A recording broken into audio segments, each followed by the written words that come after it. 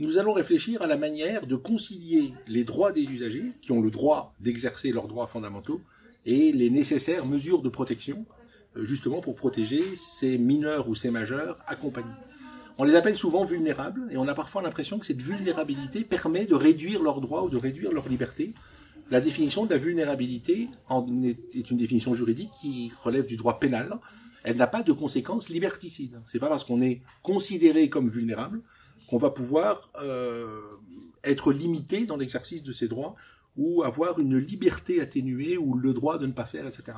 L'usager, la personne accompagnée, est un citoyen comme vous, comme moi, comme tout le monde. Et il a exactement les mêmes droits que les personnes qui l'encadrent. Les droits des usagers sont nés en 1789, comme les droits des citoyens. La loi de 2002 ne fait que rappeler que leurs droits fondamentaux doivent être respectés.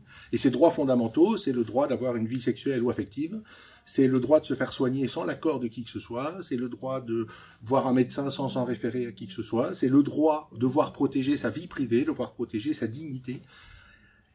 Et puis parfois, ça se heurte à cette nécessité de protéger, c'est-à-dire d'empêcher quelqu'un de sortir pour éviter des accidents, d'empêcher quelqu'un de faire un certain nombre de choses en espérant pouvoir le protéger. Et donc on va essayer de faire le point entre ces deux notions qui paraissent un peu contraires ou qui paraissent se contredire. Protéger tout en respectant les droits fondamentaux.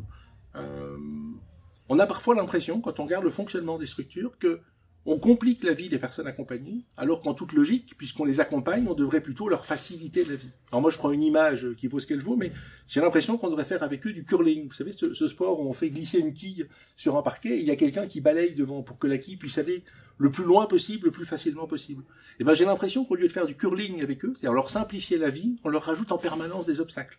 Donc tu ne pourras pas faire ça sans la signature, sans le respect de ceci, sans le respect de cela, et on va mettre des tas de règles qui vont priver la personne accompagnée, la personne bénéficiaire de l'exercice de ses droits, au motif qu'il faut le protéger. Et donc la question un peu philosophique, mais aussi juridique, c'est jusqu'à quand peut-on, ou jusqu'où peut-on limiter les droits de quelqu'un pour le protéger? C'est aussi une question philosophique, hein, jusqu'à quand accepte-t-on qu'on bafoue nos droits élémentaires pour avoir l'illusion d'être protégé?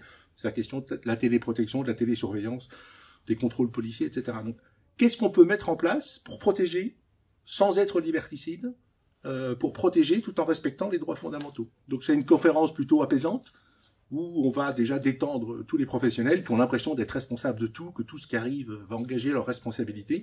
Donc on va déjà définir tout ça. On reviendra sur les droits fondamentaux des mineurs et des majeurs protégés. On réexpliquera le cadre légal de la vulnérabilité et on essaiera de réfléchir à cette question, comment protéger sans être liberticide.